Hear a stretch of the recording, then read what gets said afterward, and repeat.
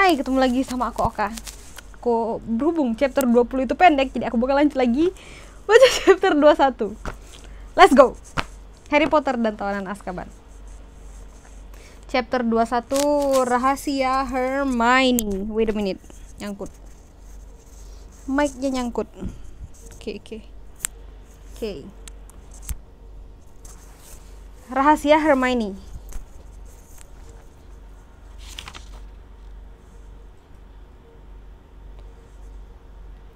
Mengerikan, sangat mengerikan. Sungguh keajaiban, tak satu pun dari mereka mati. Tak pernah dengar yang seperti itu. Untung benar kau ada di sana, Snape. Terima kasih, Pak Menteri. Order of Merlin, kelas kedua, kurasa. Kelas pertama kalau bisa kuatur dengan kelicikan.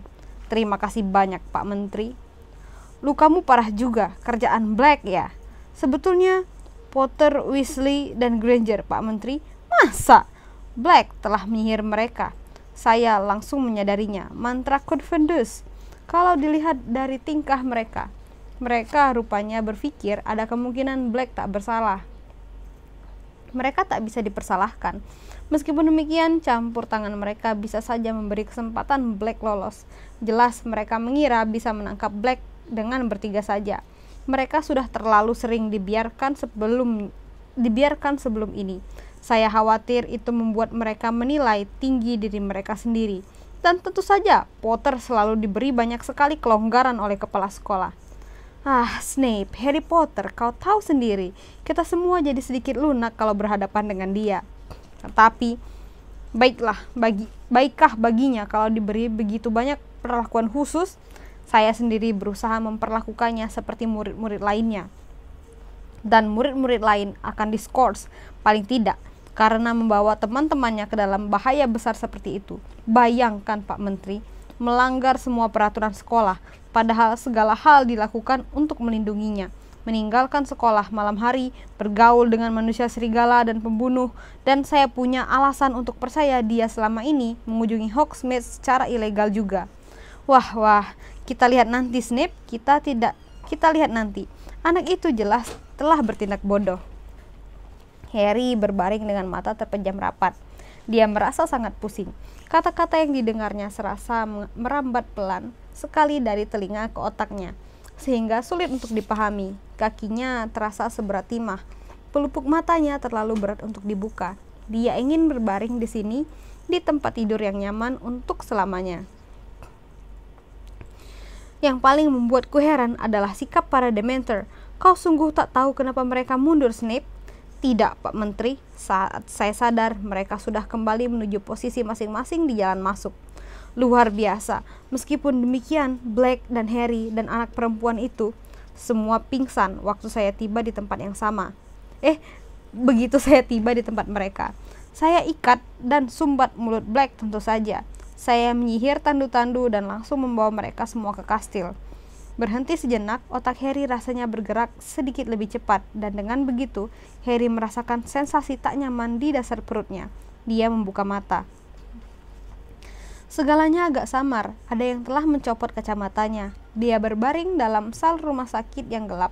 Di ujung sal, dia bisa melihat Madame Pomfrey yang memunggunginya, membungkuk di atas tempat tidur. Harry menajamkan mata. Rambut merah Ron tampak di bawah lengan Madame Pomfrey. Harry menggerakkan kepalanya di atas bantal. Di tempat tidur di sebelah kanannya berbaring Hermione. Cahaya bulan jatuh di tempat tidurnya. Matanya juga terbuka. Dia tampak ketakutan. Dan ketika dilihatnya Harry juga sudah bangun, dia menempelkan jari di bibirnya, kemudian menunjuk ke pintu kamar. Pintu itu terbuka sedikit, dan suara Cornelius Fudge dan Snape menembus melalui celahnya dari koridor di luar. Madame Pomfrey sekarang mendatangi tempat tidur Harry dengan langkah-langkah gesit. Harry menoleh memandangnya. Dia membawa coklat paling besar yang pernah dilihat Harry seumur hidupnya.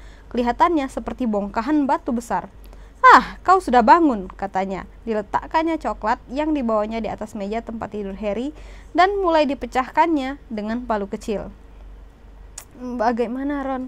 Tanya Harry dan Hermione bersamaan. Dia akan hidup, kata Madame Pomfrey suram. Sedangkan kalian berdua, kalian akan tinggal di sini sampai menurutku. Potter, apa yang kau lakukan? Harry duduk memakai kacamatanya dan memungut tongkatnya. Aku harus bertemu kepala sekolah, katanya. Potter, kata Madame Pomfrey menenangkannya. Jangan khawatir, mereka berhasil menangkap Black. Dia dikurung di atas. Para Dementor akan memberikannya kecupan saat-saat ini. Apa?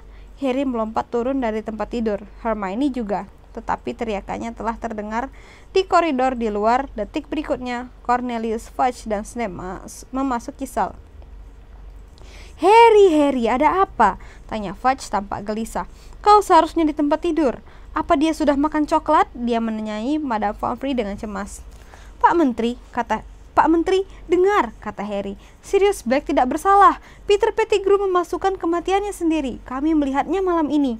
Anda tak boleh membiarkan para Dementor melakukan kecupan pada Sirius. Tetapi Fudge menggelengkan kepalanya dengan bibir sedikit tersenyum. Harry, kau bingung sekali. Kau baru saja mengalami peristiwa mengerikan. Berbalinglah lagi, segalanya sudah dapat kami atasi. Tidak, Harry berteriak. Kalian menangkap orang yang salah. Pak Menteri, tolong dengarkan kami, kata Hermione. Dia telah bergegas ke sisi Harry dan menatap wajah Fudge dengan pandangan memohon. Saya juga melihatnya. Dia tikus Ron. Dia Animagus, Pettigrew, maksud saya. Dan Anda lihat kan Pak Menteri, kata Snape. Keduanya kena sihir. Black menyihir mereka dengan amat sukses. Kami tidak kena sihir, Harry meraung. Pak Menteri, Profesor, tegur Madame Pomfrey berang. Saya harus memaksa Anda pergi. Potter pasien saya dan dia tak boleh dibuat stres. Saya tidak stres. Saya sedang berusaha memberitahu mereka apa yang sedang terjadi, kata Harry gusar. Kalau saja mereka mau mendengarkan. Tetapi Madame Pomfrey mendadak menjejalkan sepotong besar coklat ke dalam mulut Harry. Harry tersedak dan Madame Pomfrey menggunakan kesempatan ini untuk menariknya kembali ke tempat tidur. Nah, Pak Menteri, maaf, anak-anak ini perlu dirawat. Silahkan pergi. Pintu terbuka lagi. Dumbledore lah yang datang. Harry menelan coklat di mulutnya dengan susah payah dan bangun lagi. Profesor Dumbledore, Sirius Black. Astaga, kata Madame Pomfrey histeris. Ini rumah sakit atau bukan? Kepala sekolah, terpaksa saya. Maafkan aku, Poppy. Tetapi aku perlu bicara sebentar dengan Mr. Potter dan Miss Granger, kata Dumbledore tenang. Aku baru saja bicara dengan Sirius Black. Saya rasa dia menceritakan dongeng yang sama seperti yang ditanamkannya di benak Potter, cibir Snape, tentang tikus dan bahwa Pettigrew masih hidup. Begitu memang cerita Black, kata Dumbledore menatap Snape tajam-tajam dari atas kacamata bulan separuhnya. Dan apakah kesaksian saya tidak dianggap? Kata Snape sengit. Peter Pettigrew tidak ada di Shrieking Shack dan saya juga tidak melihatnya di halaman. Itu karena Anda pingsan, Profesor, kata Hermione bersemangat. Anda datang terlambat sehingga tidak mendengar. Miss Granger, tutup mulut. Wah, Snape, kata Fudge kaget. Nona ini sedang bingung, kita harus maklum. Aku ingin bicara dengan Harry dan Hermione sendirian, kata Dumbledore tiba-tiba. Cornelius, Severus, Poppy, tolong tinggalkan kami. Kepala sekolah, protes Madame Pomfrey. Mereka perlu dirawat, mereka perlu istirahat. Ini tak bisa menunggu, kata Dumbledore. Terpaksa harus kulakukan. Madame Pomfrey mengerucutkan bibirnya dan melangkah menuju kantornya di ujung sel, seraya membanting pintu di belakangnya. Fudge melihat jam saku emas besar yang tergantung dari rompinya. Dementor, mestinya sekarang sudah datang, katanya. Aku akan menemui mereka. Dumbledore, aku akan menemuimu di atas. Fudge menyeberangi ruangan, membuka pintu menunggu Snape, tetapi Snape tidak bergerak. Anda tentunya tidak begitu saja percaya pada cerita Black, bisik Snape, matanya terpancang pada wajah Dumbledore. Aku ingin bicara dengan Harry dan Hermione bertiga saja, Dumbledore mengulangi. Snape maju selangkah mendekati Dumbledore.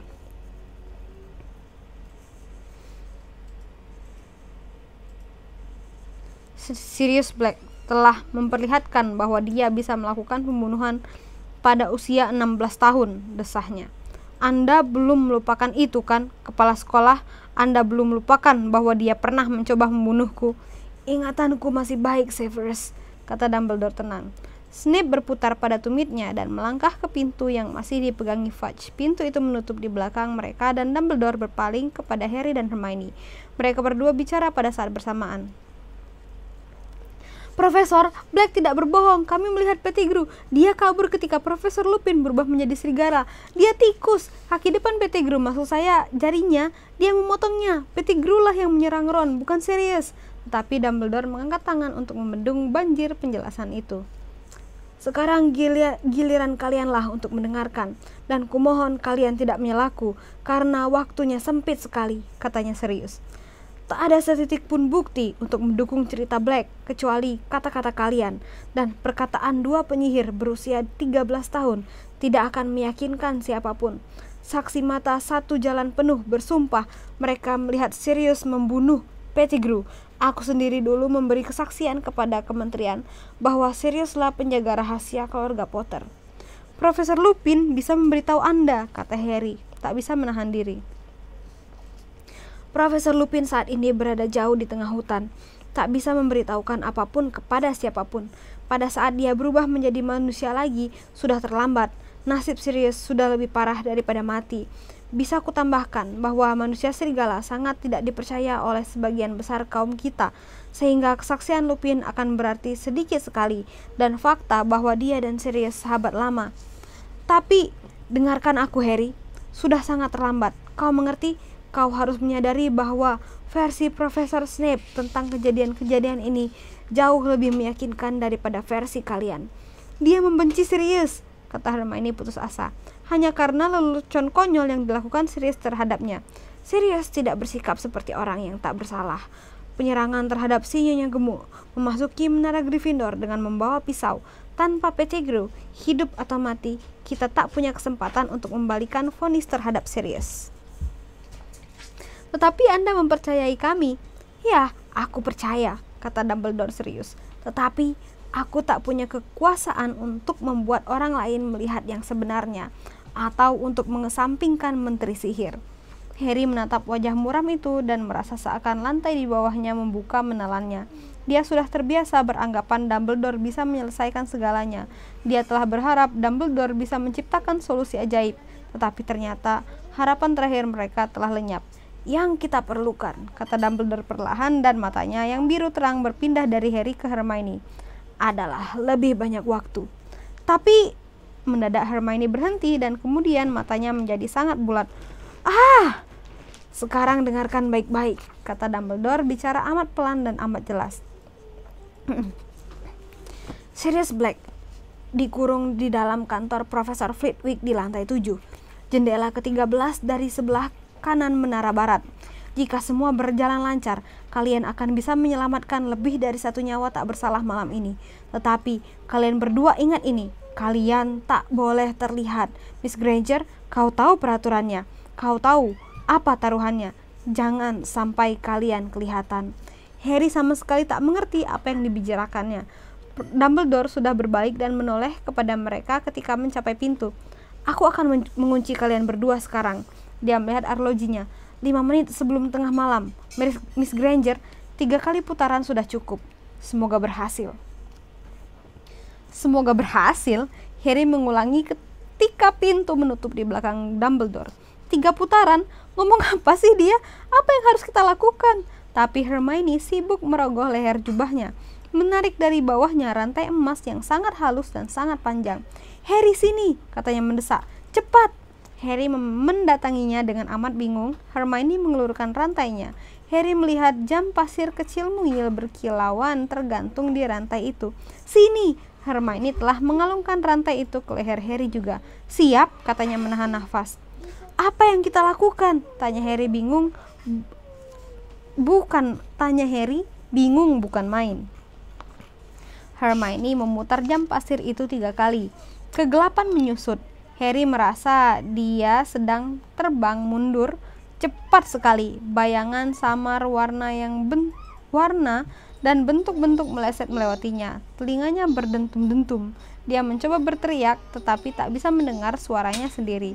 Dan kemudian dia merasakan lantai keras di bawah kakinya dan segalanya terlihat jelas lagi. Dia sedang berdiri bersisian dengan Hermione di aula depan yang kosong dan sederet sinar matahari keemasan jatuh di lantai cornblock.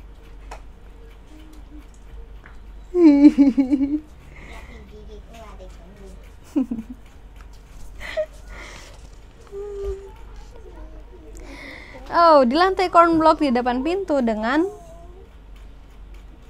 pintu depan yang terbuka.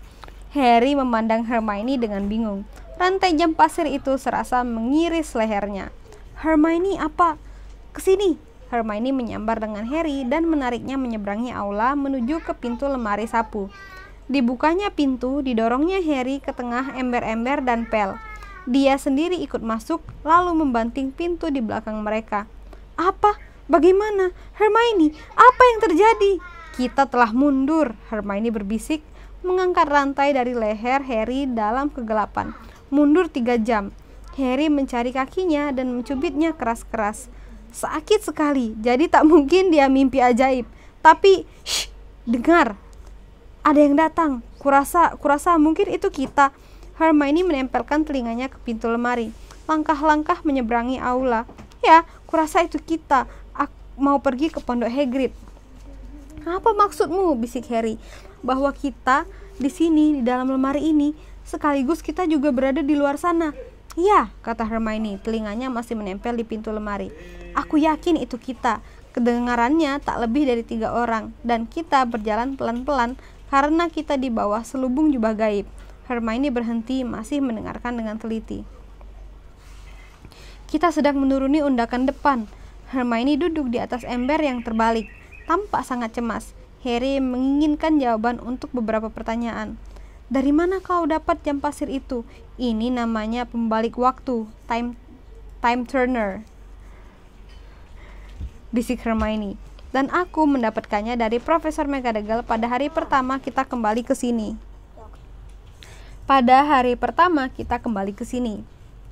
Aku menggunakannya sepanjang tahun ini untuk mengikuti semua pelajaranku. Profesor McGonagall memintaku bersumpah untuk tidak menceritakannya kepada siapapun. Dia harus menulis bermacam-macam surat kepada Kementerian Sihir supaya aku bisa mendapatkan jam ini. Dia harus mengatakan kepada mereka bahwa aku murid teladan dan bahwa aku tidak akan pernah menggunakannya untuk hal lain kecuali pelajaranku. Aku selama ini memutarnya untuk kembali ke waktu sebelumnya.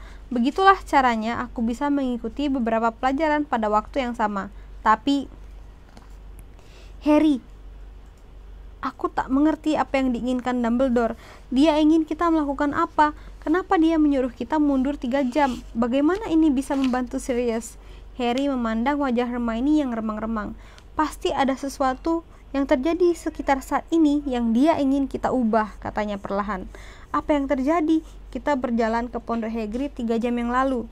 Sekarang ini 3 jam yang lalu, dan kita sedang berjalan ke pondok Hagrid, kata Hermione. Kita baru saja mendengar kita pergi.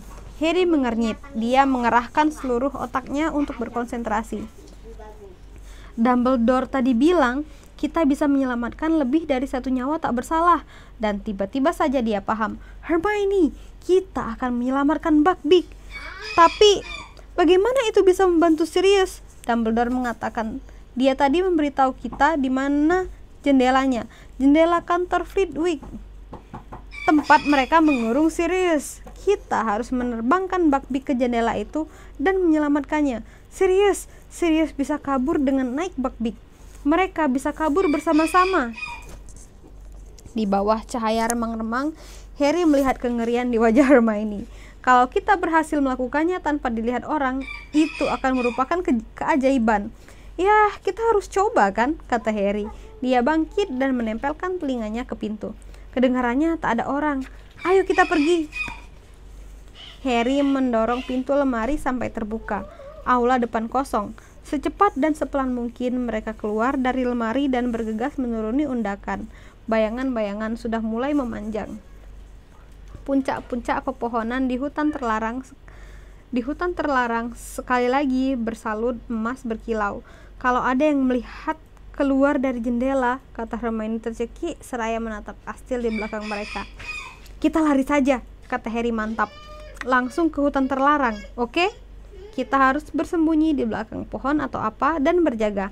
Oke, tapi kita memutar melewati rumah-rumah kaca, kata Hermione menahan nafas. Jangan sampai kita terlihat dari pintu depan Hagrid. Kalau tidak, kita bertiga akan melihat kita. Sekarang pastilah kita sudah sampai. Kita sudah hampir tiba di pondok Hagrid. Masih memikirkan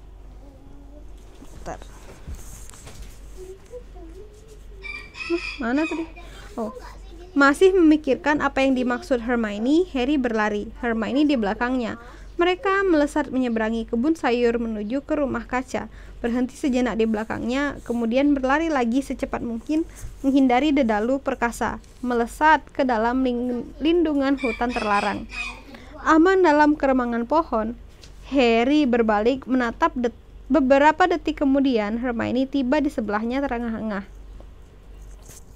Baik, katanya tersengal, kita harus mengendap-endap ke pondok Hagrid. Jangan sampai kelihatan Harry. Mereka menyelinap diam-diam di antara pepohonan, berusaha berada di tepi hutan. Kemudian, ketika pintu depan pondok Hagrid sudah kelihatan, mereka mendengar ketukan. Cepat-cepat mereka bergerak ke balik batang pohon ek besar dan mengintip dari kanan kirinya. Hagrid telah muncul di ambang pintu, gemetar dan pucat memandang berkeliling untuk melihat siapa yang mengetuk pintu. Dan Harry mendengar suaranya sendiri. Ini kami memakai jubah gaib. Biarkan kami masuk agar kami bisa melepasnya. Seharusnya kalian tidak datang, bisik Hagrid. Dia mundur, kemudian cepat-cepat menutup kembali pintu pondoknya. Ini hal paling ganjil yang pernah kita lakukan, kata Harry terpana. Ayo bergerak lagi, bisik Hermione. Kita perlu lebih dekat dengan Buckbeak. Mereka menyelinap di antara pepohonan sampai mereka melihat si hipogrif yang gelisah tertambat pada pagar kebun labu Hagrid. Sekarang, bisik Harry berbisik. Tidak, kata Hermione. Kalau kita mencurinya sekarang, komite akan menyangka Hagrid membebaskannya. Kita harus menunggu sampai mereka melihatnya tertambat di luar. Itu berarti kita hanya punya waktu sekitar 60 detik. Kata Harry. Ini rasanya mulai mustahil. Saat itu terdengar bunyi porselen pecah dari dalam pondok Hagrid. Itu Hagrid memecahkan teko susu, bisik Hermione. Sebentar lagi aku akan menemukan Scabbers. Benar saja, beberapa menit kemudian mereka mendengar peki terkejut Hermione. Hermione, kata Harry tiba-tiba. Bagaimana kalau kita masuk saja dan menangkap Pettigrew?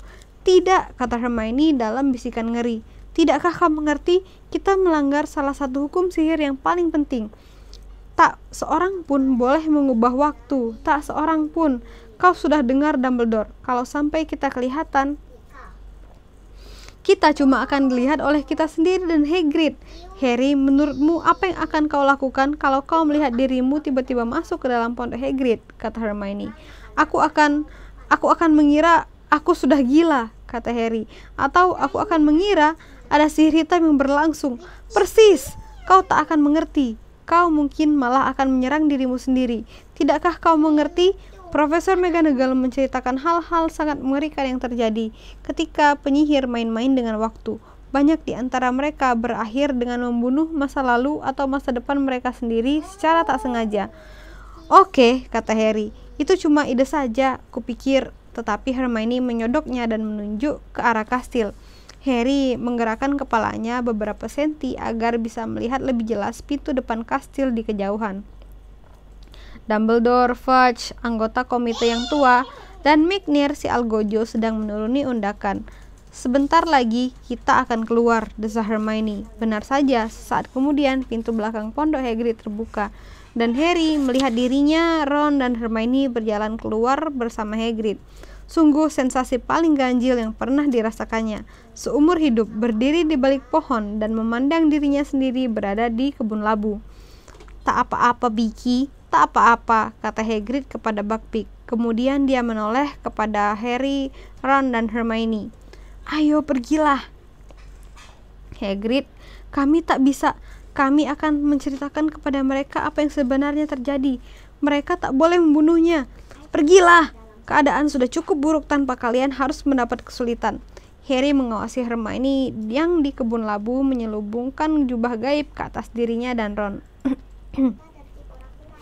Cepat pergi, jangan dengarkan. Terdengar ketukan di pintu depan Hagrid. Rombongan Algojo sudah tiba. Hagrid berbalik dan masuk kembali ke dalam pondoknya, membiarkan pintu belakang sedikit terbuka. Harry melihat rumputan rebah di sekeliling pondok dan mendengar 3 pasang kaki menjauh. Dia, Ron, dan Hermione telah pergi, tetapi Harry dan Hermione yang bersembunyi di antara pepohonan sekarang bisa mendengar apa yang terjadi dalam pondok dari celah pintu belakang. Di mana binatang itu? Terdengar suara dingin McNair. Di luar, jawab Hagrid parau. Harry menarik kepalanya dari pandangan ketika wajah McNair muncul di jendela Hagrid memandang Buckbeak. Kemudian mereka mendengar suara Fudge. Kami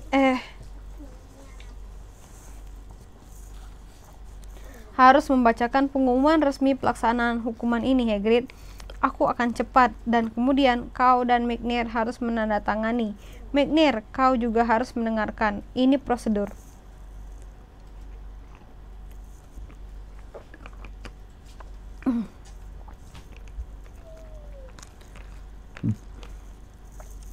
Wajah McNair menghilang dari balik jendela. Kalau tidak sekarang, tidak ada kesempatan lagi. Tunggu di sini, bisik Harry kepada Hermione. Akan kulakukan. Begitu suara Fudge terdengar lagi, Harry melesat dari balik pohon, melompati pagar kebun labu dan mendekati Buckbeak. Komite Pemunahan Satwa Berbahaya telah memutuskan bahwa hipogrif yang bernama Buckbeak selanjutnya akan disebut terhukum. Akan dieksekusi pada tanggal 6 Juni setelah matahari terbenam. Berhati-hati agar tidak berkedip, Harry menatap mata jingga galak Buckbeak sekali lagi dan membungkuk. Buckbeak melipat lututnya yang bersisik, kemudian berdiri tegak lagi. Harry mulai melepaskan tali yang menambatkan Buckbeak ke pagar. Diputuskan untuk dieksekusi dengan dipenggal kepalanya. Akan dilaksanakan oleh Algojo yang ditunjuk oleh komite Walden McNair. Ayo Buckbeak, gumam Harry. Ayo, kami akan menolongmu. Pelan-pelan, pelan-pelan. Dengan saksi di bawah ini. Hagrid, kau tanda tangan di sini. Harry menarik tali itu sekuat tenaga, tetapi Buckbeak menancapkan kaki depannya kuat-kuat. Nah, ayo, segera kita bereskan, kata suara kering anggota komite dari dalam pondok Hagrid. Hagrid, mungkin lebih baik kalau kau tinggal di dalam saja. Tidak, aku mau sama dia. Aku tak ingin dia sendirian. Terdengar langkah-langkah kaki dari dalam pondok. Buckbeak, jalan, desis Harry. Harry menarik lebih keras tali yang melingkari leher Buckbeak. Si hipogrif mulai berjalan mengepakkan sayapnya dengan jengkel. Mereka masih 3 meter dari tepi hutan, masih tampak jelas dari pintu belakang Hagrid. Tunggu sebentar, McNair, terdengar suara Dumbledore. Kau juga harus tanda tangan. Langkah-langkah kaki berhenti.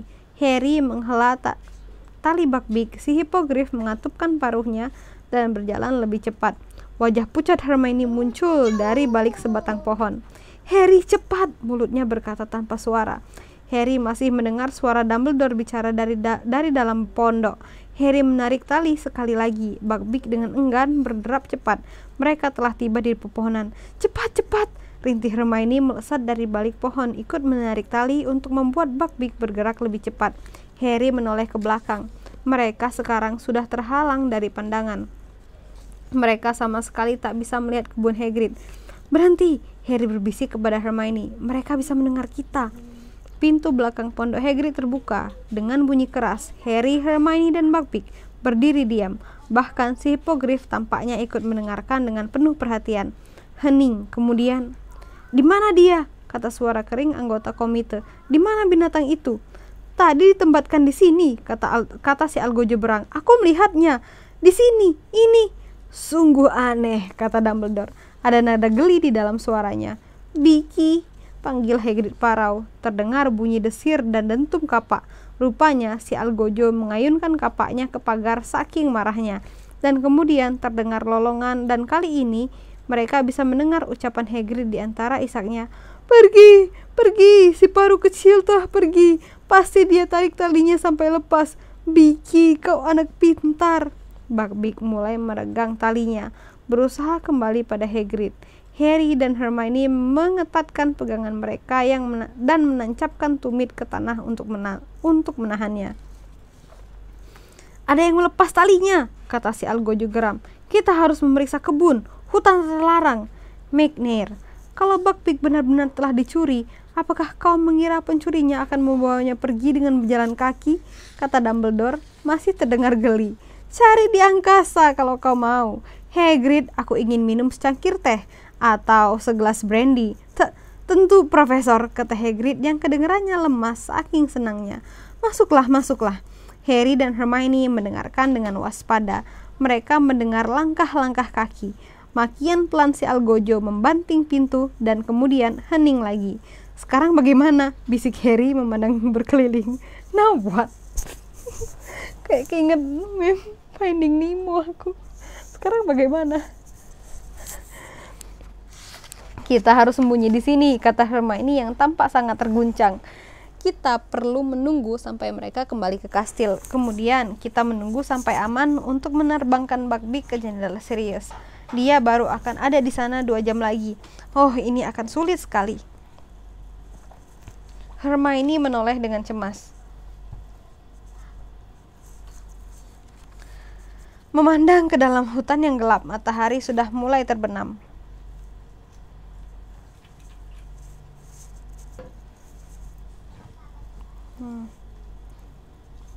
Mana tadi? Hilang. Oh, ini. Kita harus pindah, kata Harry berpikir keras. Kita harus bisa melihat dedalu perkasa. Kalau tidak, kita tak akan tahu apa yang sedang terjadi.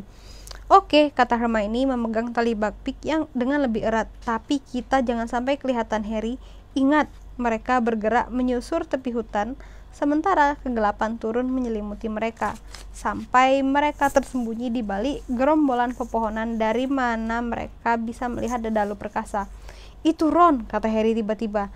Ada sosok gelap yang melompat ke rerumputan dan teriakannya bergaung membelah udara malam yang sepi. Jangan dekat-dekat dia. Pergi, Scabbers, di sini. Dan kemudian mereka melihat 2 sosok lain muncul begitu saja. Harry melihat dirinya dan Hermione mengejar Ron. Kemudian dia melihat Ron menuki. Kena, pergi kau kucing bau. Itu Sirius, kata Harry. Sosok besar anjing itu melompat dari akar-akar dedalu. Mereka melihatnya menabrak Harry sampai jatuh, kemudian menyambar Ron.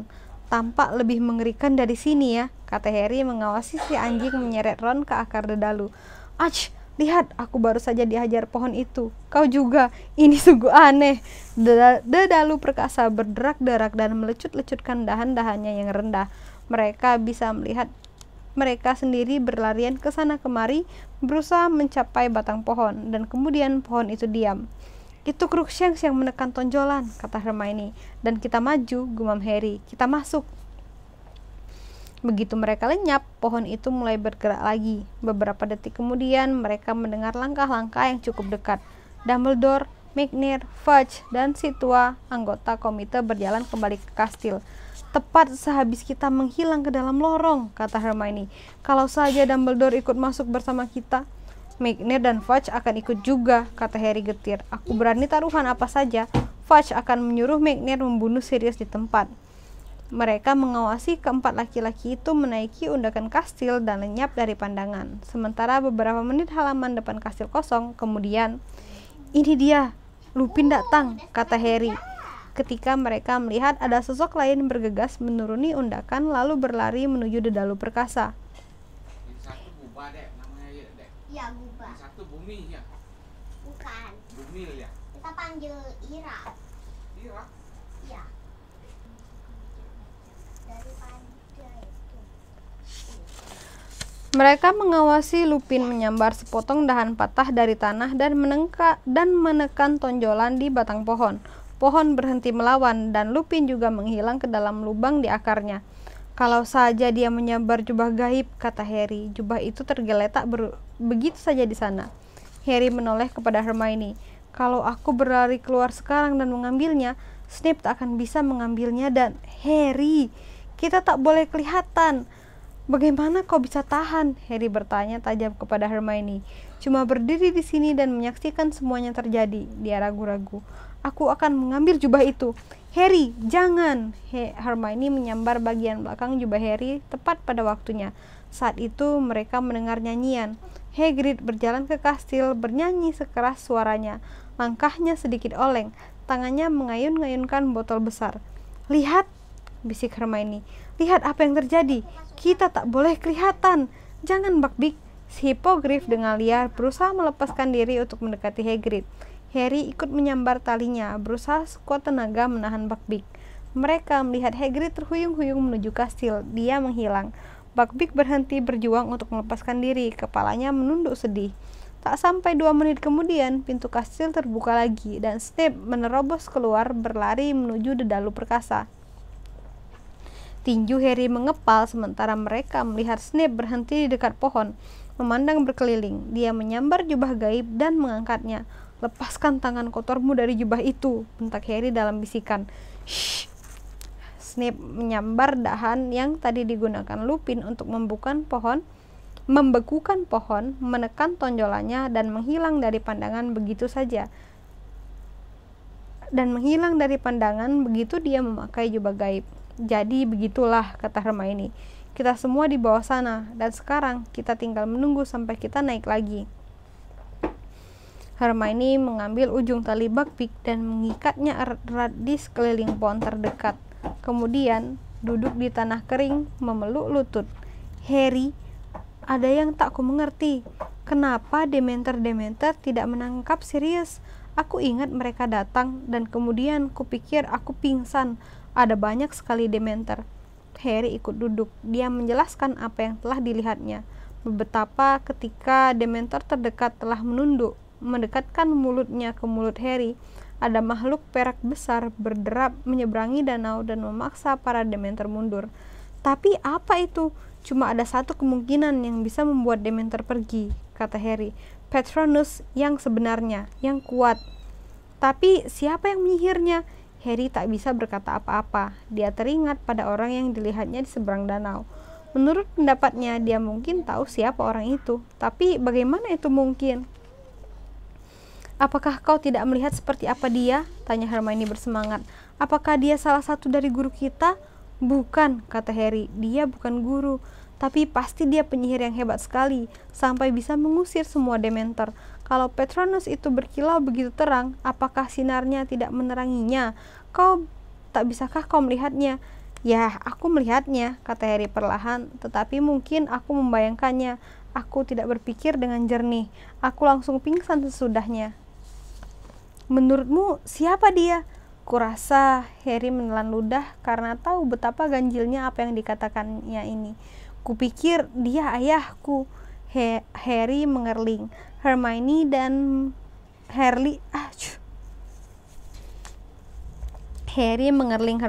dan melihat mulutnya ternganga lebar sekali. Hermione memandangnya dengan campuran perasaan cemas dan kasihan. "Harry, ayahmu..." "Ya, sudah meninggal," katanya pelan. "Aku tahu," kata Harry cepat. "Menurutmu kau melihat hantunya?" "Aku tak tahu. Tidak, dia tampak solid. Tapi kalau begitu, mungkin itu cuma hayalanku," kata Harry. "Tapi dari apa yang kulihat, dia kelihatan seperti ayahku. Aku kan punya foto-fotonya." Hermione masih memandangnya seakan mencemaskan kewarasannya. "Aku tahu kedengarannya sinting," kata Harry datar. Dia menoleh memandang Buckbeak yang masih memantuk-mantuk tanah, rupanya mencari cacing. Tetapi Harry tidak benar-benar memandang Buckbeak. Dia memikirkan ayahnya dan ketiga sahabatnya, Moony, Wormtail, Padfoot, dan Prongs. Apakah keempatnya berkeliaran di halaman sekolah malam ini? Wormtail mendadak muncul kembali malam ini ketika semua orang mengira dia sudah mati. Tak adakah kemungkinan ayahnya melakukan hal yang sama? Apakah yang dilihatnya di seberang danau hanya hayalan saja? Sosok itu terlalu jauh untuk bisa dilihat dengan jelas. Meskipun demikian, Harry merasa yakin sesaat sebelum kehilangan kesadarannya. Dedaunan di atas mereka berkresek pelan tertiup angin. Bulan hilang-hilang timbul di balik awan-awan yang berarak. Hermione duduk menghadap ke dedalu perkasa menunggu. Dan akhirnya, setelah lebih dari 1 jam, "Ini kita datang," Hermione berbisik. Dia dan Harry bangkit. Buckbeak mengangkat kepalanya. Mereka melihat Lupin, Ron, dan Pettigrew dengan canggung keluar dari lubang di akar pohon. Kemudian muncul Snape yang pingsan melayang dengan ganjil di atas. Berikutnya muncul Black dan yang terakhir adalah Harry dan Hermione. Mereka semua berjalan ke arah kastil. Jantung Harry mulai berdetak sangat cepat. Dia mendongak ke langit. Setiap saat sekarang, awan itu akan menyingkir dan bulan akan muncul. Harry, Hermione bergumam seakan dia tahu persis apa yang dipikirkan Harry. Kita tak boleh berbuat apapun. Kita tak boleh terlihat. Tak ada yang bisa kita lakukan. Jadi kita akan membiarkan Pettigrew lolos sekali lagi, kata Harry pelan. Bagaimana kau bisa berharap menemukan tikus dalam gelap? Tukas Hermione. Tak ada yang bisa kita lakukan. Kita kembali untuk membantu Sirius. Kita tak boleh melakukan yang lain. Baiklah. Bulan muncul dan dari balik awan mereka melihat sosok-sosok kecil di padang rumput berhenti. Kemudian mereka melihat gerakan. Itu Lupin, Hermione berbisik. Dia sedang bertransformasi. Hermione, kata Harry tiba-tiba, kita harus pergi. Tidak boleh, kan sudah berkali-kali ku bilang, bukan untuk mencampuri, tapi Lupin akan berlari ke dalam hutan, tepat ke tempat kita. Hermione terperangah. Cepat, rintihnya, bergegas melepaskan ikatan Buckbeak. Cepat, kemana kita pergi? Di mana kita bisa bersembunyi? Para Dementor akan muncul setiap saat. Kembali ke pondok Hagrid, kata Harry. Pondok itu sekarang kosong. Ayo. Mereka berlari secepat mungkin. Buckbeak mengikuti di belakang mereka. Mereka bisa mendengar manusia serigala melolong di belakang mereka. Pondok itu sudah kelihatan. Harry melesat ke pintu, menariknya terbuka, dan Hermione dan Buckbeak meluncur melewatinya. Harry ikut menerobos masuk, menyusul mereka dan mengunci pintu. Fang, si anjing besar, menyala keras. Shh, Fang, ini kami, kata Hermione bergegas mendekatinya dan menggaruk belakang telinganya untuk menenangkannya. Nyaris saja, katanya kepada Harry. Ya, Harry memandang keluar jendela. Jauh lebih sulit melihat apa yang sedang terjadi di sini. Buckbeak tampaknya senang sekali berada kembali ke dalam pondok Hagrid. Dia berbaring di depan perapian, melipat sayapnya dengan pulas dan kelihatannya siap tidur. Kurasa lebih baik aku keluar lagi, Hermione, kata Harry pelan. Aku tak bisa melihat apa yang sedang terjadi. Kita tak akan tahu kapan saatnya. Hermione mendongak, ekspresinya curiga. Aku tak akan ikut campur, kata Harry berburu. Tapi kalau kita tidak melihat apa yang terjadi, bagaimana kita bisa tahu kapan saatnya kita harus membebaskan Sirius? Baiklah kalau begitu, aku akan menunggu di sini dengan Buckbeak. Tapi Harry, hati-hatilah, ada manusia serigala di luar sana dan para Dementor. Harry melangkah keluar lagi dan menyelinap mengitari pondok. Dia bisa mendengar dengkingan di kejauhan. Itu berarti para Dementor sedang mengepung Sirius. Dia dan Hermione akan berlari mendatanginya setiap saat. Harry memandang ke arah danau. Jantungnya berdegup kencang. Siapapun yang mengirim Patronus akan muncul setiap saat. Selama sekian detik, dia berdiri ragu-ragu di depan pintu Hagrid. Kau tak boleh kelihatan, tetapi dia tak ingin kelihatan. Dia ingin dia yang melihat, dia harus tahu, dan datanglah para Dementor. Mereka bermunculan dari dalam kegelapan dari segala jurusan, melayang mengelilingi tepi danau. Mereka bergerak menjauh dari tempat Harry berdiri menuju ke tepi seberang. Dia tak perlu berada di dekat mereka. Harry mulai berlari. Tak ada pikiran lain dalam kepalanya selain ayahnya. Apakah memang dia? Apakah betul-betul dia? Dia harus tahu. Dia harus menemukan jawabannya. Danau semakin dekat, tetapi tak tampak tanda-tanda ada orang. Di tepi seberang, Harry bisa melihat samar-samar keperakan itu Patronus ciptaannya. Semak-semak tumbuh di tepi air. Harry bersembunyi di baliknya, menatap putus asa di antara dedaunannya. Di tepi seberang, cahaya samar keperakan mendadak padam. Dengan bergairah, bercampur ngeri, Harry menunggu. Setiap saat sekarang. Ayo, gumamnya, seraya memandang berkeliling. Di mana kau, Dad? Ayo. Tetapi tak ada yang datang. Harry mengangkat kepalanya dan melihat lingkaran Dementor itu di tepi seberang. Salah satunya sedang menurunkan kerudungnya. Sudah waktunya si penyelamat muncul. Tapi kali ini tak ada yang membantu. Dan kemudian bagai pasir disambar petir. Dan kemudian bagai disambar petir, Harry paham. Dia tidak melihat ayahnya. Dia melihat dirinya sendiri. Harry melompat keluar dari balik semak dan mencabut tongkatnya. Expecto Patronum! Dia berteriak dan dari ujung tongkatnya melesat keluar bukan kabut tak berbentuk, melainkan binatang keperakan yang berkilau menyilaukan. Harry menyipitkan mata, berusaha melihat binatang apa itu. Kelihatannya seperti kuda. Binatang itu berderap menjauh darinya, menyeberangi permukaan danau yang gelap. Harry melihatnya menundukkan kepala dan menerjang kerumunan Dementor. Sekarang binatang itu berlarian mengelilingi sosok-sosok hitam di tanah dan para Dementor mundur, menyebar masuk dalam kegelapan. Mereka pergi. Patronus itu berbalik. Dia berlari kembali ke arah Harry, menyeberangi permukaan air yang tenang. Dia bukan kuda, bukan pula unicorn. Dia rusa jantan. Tubuhnya bercahaya seperti bulan di atas. Dia kembali kepada Harry. Rusa itu berhenti di tepi danau. Kakinya tidak meninggalkan bekas di tanah yang lunak. Sementara dia memandang Harry dengan matanya yang besar keperakan, perlahan dia menundukkan kepalanya yang bertanduk dan Harry sadar. "Prongs," bisiknya. Tetapi saat ujung-ujung jari Harry yang gemetar terjulur ke arahnya, makhluk itu lenyap. Harry berdiri terpukau, tangannya masih terjulur, kemudian hatinya mencelos ketika mendengar derap kaki binatang di belakangnya. Dia berputar dan melihat Hermione berlari ke arahnya menarik Buckbeak di belakangnya. "Apa yang kau lakukan?" tanyanya galak. "Kau bilang kau cuma mau melihat. Aku baru saja menyelamatkan hidup kita," kata Harry. "Kesini, ke belakang semak ini, akan kujelaskan." Hermione mendengarkan apa yang baru saja terjadi dengan mulut ternganga lagi. "Apakah ada yang melihatmu?" "Ya, apa kau tidak mendengarkan? Aku melihatku, tapi semula aku kira itu ayahku." "Tidak apa-apa." "Harry, aku tak percaya. Kau menyihir Patronus dan mengusir semua Dementor. Itu sihir tingkat sangat tinggi." "Aku tak tahu aku bisa melakukannya kali ini," kata Harry. "Karena aku sudah melakukannya, apa itu masuk akal? Aku tak tahu." "Harry, lihat, Snape!" Bersama-sama mereka mengawasi dari balik semak di tepi seberang. Snape sudah sadar. Dia menyihir tandu-tandu untuk mengangkat tubuh-tubuh lemas Harry, Hermione, dan Black ke atasnya. Tandu keempat tak diragukan lagi berisi Ron sudah melayang di sisinya. Kemudian dengan memegangi tongkat di depannya, dia menggerakkan tandu-tandu itu ke arah kastil. "Baik, sudah hampir tiba waktunya," kata Hermione tegang melihat arlojinya. "Kita punya waktu sekitar 45 menit sampai Dumbledore mengunci pintu sal rumah sakit. Kita harus menyelamatkan Sirius dan kembali ke dalam kastil sebelum ada yang menyadari bahwa kita tak ada di sana." Mereka menunggu, memandang awan-awan yang bergerak dan dipantulkan air danau, sementara semak di sebelah mereka bergemerisik ditiup angin. Buckbeak yang merasa bosan mengorek-ngorek cacing lagi. "Menurutmu, apa dia sudah ada di atas sana?" kata Harry melihat arlojinya. Dia menengadah menatap kastil dan mulai menghitung jendela ke arah kanan menara barat. "Lihat," Hermione berbisik. "Siapa itu? Ada yang keluar dari kastil." Harry memandang menembus kegelapan. Laki-laki itu bergegas menuju salah satu jalan keluar.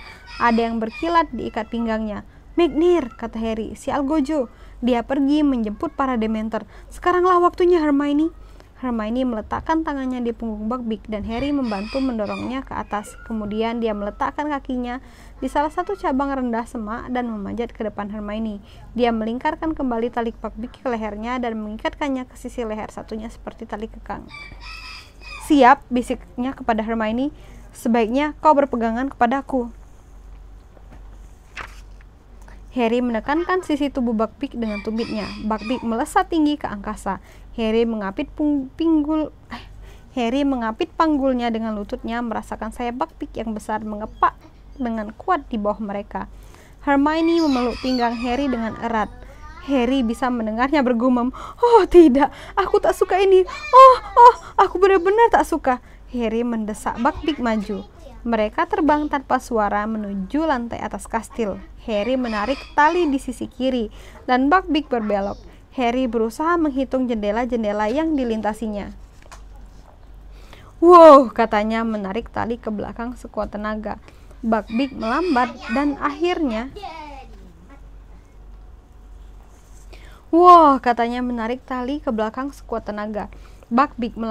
akhirnya berhenti melaju, hanya naik turun beberapa meter saat dia mengepakkan sayap agar tetap melayang. "Dia di dalam sana," kata Harry melihat Sirius ketika mereka sedang terangkat di sebuah jendela. Harry menjulurkan tangan dan ketika sayap Buckbeak menurun, dia bisa mengetuk kacanya keras-keras. Black mendongak. Harry melihat mulutnya ternganga. Black melompat berdiri dari kursinya, bergegas ke jendela dan mencoba membukanya, tetapi jendela itu terkunci. "Mundur!" seru Hermione kepadanya, dan dia mengeluarkan tongkatnya sambil masih mencengkeram bagian belakang jubah Harry dengan tangan kirinya. "Alohomora!" Jendela berdebam terbuka. Bagaimana? Kata Black lemas. memandang si Hippogriff. "Ayo naik, tak ada waktu lagi," kata Harry memandangi kedua sisi leher licin Buckbeak untuk menenangkannya. Memegangi kedua sisi leher licin Buckbeak untuk menenangkannya. "Kau harus keluar dari situ. Dementor akan segera datang. McNair sudah pergi menjemput mereka." Black meletakkan tangan ke dua sisi ambang jendela dan menjulurkan kepala dan bahunya keluar. Untung dia kurus sekali. Dalam waktu beberapa detik saja, dia sudah berhasil mengalungkan satu kakinya ke atas punggung Buckbeak dan mengangkat dirinya ke atas si Hippogriff di belakang Hermione. "Oke, Buckbeak, naik," kata Harry menggoyangkan talinya. "Naik ke menara. Ayo." Si Hippogriff mengepakkan sayapnya yang kuat keras-keras dan mereka meluncur ke atas lagi sampai setinggi puncak menara barat. Buckbeak mendarat dengan bunyi berderak-derak di landasan menara dan Harry serta Hermione segera meluncur turun dari punggungnya. "Sirius, kau sebaiknya segera pergi cepat," kata Harry terengah. "Mereka akan tiba di kantor Flitwick setiap saat. Mereka akan tahu kau sudah pergi." Buckbeak mencakar-cakar lantai, mengedik-ngedikkan kepalanya yang tajam. "Apa yang terjadi dengan anak yang satunya, Ron?" tanya Sirius cemas. "Dia akan sembuh, dia masih pingsan, tetapi Madame Pomfrey mengatakan dia akan bisa menyembuhkannya. Cepat, pergilah." Tetapi Black masih menunduk menatap Harry. "Bagaimana aku bisa berterima kasih?" "Pergilah!" Harry dan Hermione berteriak bersamaan. Black memutar Buckbeak menghadap angkasa yang terbuka. "Kita akan bertemu lagi," katanya. "Kau betul-betul anak ayahmu, Harry." Black menekan sisi tubuh Buckbeak dengan tumitnya. Harry dan Hermione melompat mundur saat sayap raksasa itu menggepak ke atas sekali lagi. Si Hippogriff melesat ke angkasa dan dia dan penunggangnya makin lama makin kecil sementara Harry menatap mereka. Kemudian ada awan bergerak menutupi bulan. Mereka lenyap. Wow, ini hampir 1 jam. Chapter 21 habis. Yeay. Wah, tinggal 1 chapter lagi. Chapter 22, chapter terakhir. Oh my god, gak berasa yang. Sudahkah kalian memiliki ini? Jadi tinggal 1 chapter lagi, 1 video lagi habis Tawanan Azkaban. Jadi seru banget. Oh my god, seru banget. Jadi pengen nonton ulang. Oke, thank you so much buat yang udah dengerin video ini. Sampai ketemu lagi di chapter terakhir video berikutnya. Bye bye. Thank you.